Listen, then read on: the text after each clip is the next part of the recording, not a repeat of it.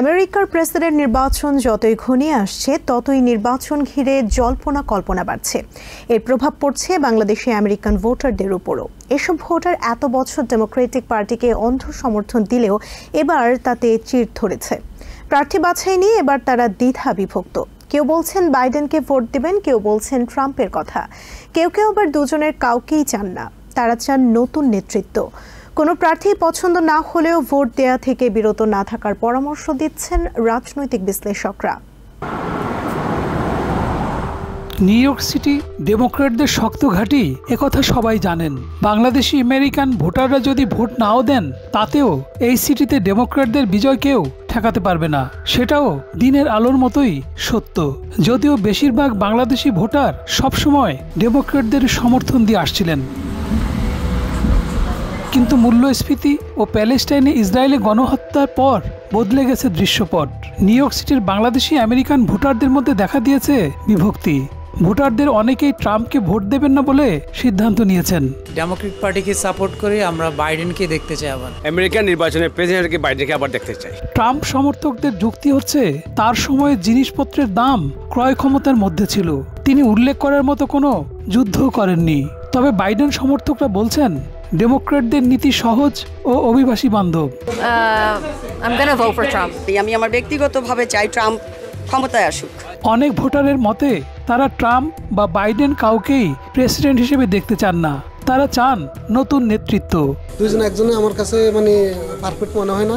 আমি চাই নতুন নেতৃত্ব আসুক, ভালো একটা, যেটা ইমিগ্রেশনের উপর ভালো কাজ করবে। নিউ ইয়র্ক সিটির বাংলাদেশি ব্যবসায়ীরাও এই ইস্যুতে এখন বিভক্ত। কেউ বলছেন ট্রাম্প ব্যবসায়ী বান্ধব, কেউ বলছেন ট্রাম্পের ব্যবসা নীতি ধনী ব্যবসায়ীদের জন্য ভালো হলেও ক্ষুদ্র ব্যবসায়ীদের জন্য মোটেও ভালো না। বাইডেন তো ব্যবসা বাণিজ্যের অবস্থা খারাপ করে লেছে। আমাকে ছোট ছোট ব্যবসা বাণিজ্য যা হয়, এর আগে ট্রাম্প ছিল, তখন বিজনেস ভালো ছিল। যদি আপনার ইনকাম ওভার $1 million হয়ে থাকে, তাইলে usually Trump is gonna be much better. বাইডেনরা they are more for middle class. If you think about it, ওদের অনেক স্টিমুলাস প্যাকেজগুলো and so on and so forth. এই ব্যবসায়ী বলেন, প্যালেস্টাইন বিষয়ে বাইডেনের যে ভূমিকা, তাতে তার নিন্দা না করে পারা যায় না। যদিও তিনি প্যালেস্টাইনের ক্ষেত্রে দ্বিরাষ্ট্রনীতি পছন্দ করলেও ট্রাম্প ঠিক এর ঘোর বিরোধী। Biden and Trump, they support Israel. That America always supports Israel. Biden at least two-state solution চাচ্ছে okay, ইসরায়েলও থাকুক, প্যালেস্তাইনও থাকুক, একটা আন্ডারস্ট্যান্ডিং আছে। Trump in that sense he is much more rigid in the sense that ও কিন্তু পুরোটাই ইসরায়েলের পক্ষে। এদিকে ট্রাম্প বাইডেনকে সমর্থন দেয়া নিয়ে বাংলাদেশি আমেরিকান রাজনৈতিক নেতাদের মধ্যেও তৈরি হয়েছে মত পার্থক্য। বাইডেন প্রশাসনের আমলে unemployment rates are low, economy is doing better and inflation rates are lows. আমরা মনে করেছিলাম যে ডেমোক্রেট পার্টি হয়তো একটু নমনীয়, কিন্তু এবার তো আমরা দেখলাম যে টোটালি ফেল। দুইজন ক্যান্ডিডেটেই সমভাবেই উইক ক্যান্ডিডেট বলবো। বয়সের ভারে একজন, আরেকজন নৈতিকতার দিক থেকে অত্যন্ত পতিত অবস্থায়।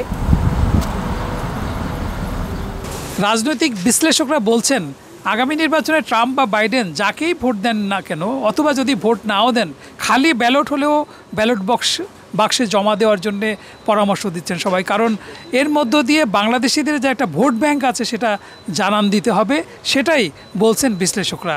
Shamim Ahmed, TVN 24, new York.